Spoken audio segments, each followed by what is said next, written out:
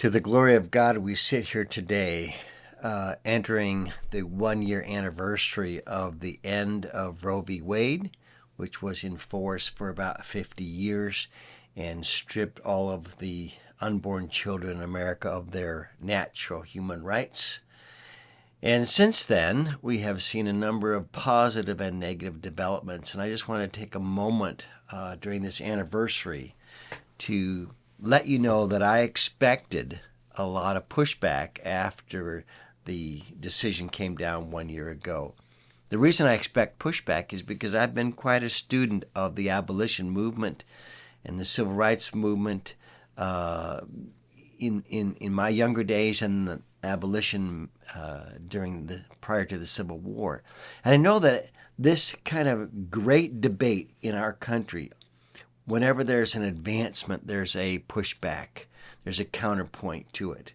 And so every time there is a small advancement, we need to make sure that we hold the ground and let people come to it and join in their consent to it and then take another step forward. And that's how the abolition movement proceeded. That's how the abolition of slavery proceeded, even from the days of the Constitution.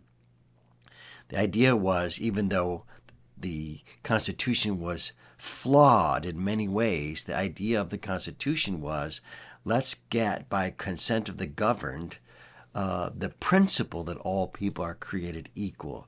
And then we'll start to work toward the practice of it by getting agreement with the southern states on the principle in the Constitution.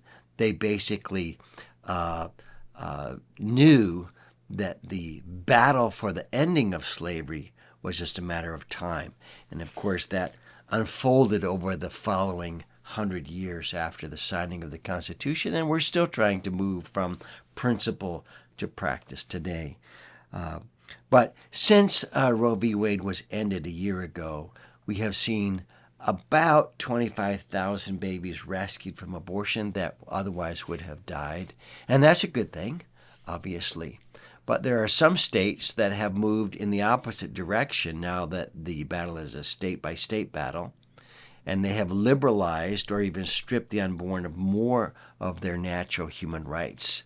While other states have gone to protect human life, Texas, Florida, Ohio, others that have passed legislation to protect the unborn, at least at certain points. Some people think that that's already a compromise, but it is.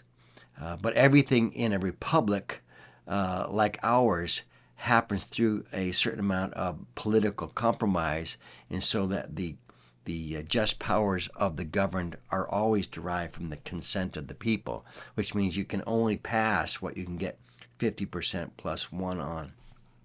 So that's why I'm not in politics, because I want to be able to uphold the principle that all men are created equal. Therefore, the practice in law and protection and civil services and the work of compassion ought to be consistent with the principle.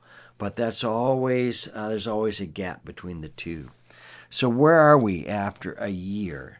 We've seen in some cases that more people now support Roe v. Wade than before. That's also something that I would expect, because something was taken away from them, people react to it. Before, they were just asked in survey after survey, do you identify as pro-life? And about 51, 52, 53% of the population in the U.S. Did identify as pro-life. And I think after Roe v. Wade, a lot of people saw that our beliefs actually do become policy, and that scared some people. So we have to let things settle down. We have to hold the ground that we have. And for me, that means as a pastor, as a member of a church, I want to continue to call us to be the Underground Railroad of our generation. I admire people go into politics who run for different offices, and I certainly encourage us all to vote, and I certainly encourage us to take as much progress as we can where we get 50% plus one in our policies and advocacy. But the reality is, We all have the opportunity to be the Underground Railroad today. We all can continue to have one mother and one couple at a time. And all of my passion and all of my energy over the last 33 years has been to mobilize the church to say, whatever's happening here at the political level, let us as God's people operate at the neighborhood level, as neighbors loving neighbors and reaching out to those who are in a personal crisis and help them find a life-affirming alternative to abortion. To recognize that every woman seeking abortion is looking for salvation, and they just need to find the right Savior. They need to find that God who makes a baby can also feed a baby, and that's where we come in. So I want to humbly bow and give God praise for the progress at the political level and the end of Roe v. Wade, but recognize that everything is somewhat incremental in its advancement. Even the Emancipation Proclamation. Most people think it freed the slaves. It did not free the slaves. It only freed the slaves in the southern states that had succeeded from the federal government. And it did not free the slaves where slavery was legal in the northern states like Mississippi, Maryland, Delaware, Kentucky. They all had slavery still. And it didn't even free the slaves in the South where the North had taken over that part of the territory.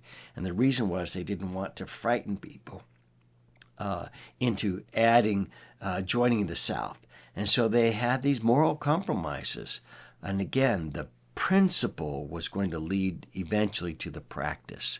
So it's a messy political world out there, but the calling of God on you and on me is actually quite clear, and that is to rescue those being led away to death and hold back those stumbling to the slaughter. And I say, let us bow our heads, give God praise for the end of Roe v. Wade, and then go back to rolling up your sleeves and being a part of the Underground Railroad of our times, which is the pregnancy help movement, from state to state, from neighborhood to neighborhood, from town to town, and now more and more around the world to the greatest places of need around the world. Let us love our neighbors, including our pregnant neighbors, with a life-saving impact. Thank you.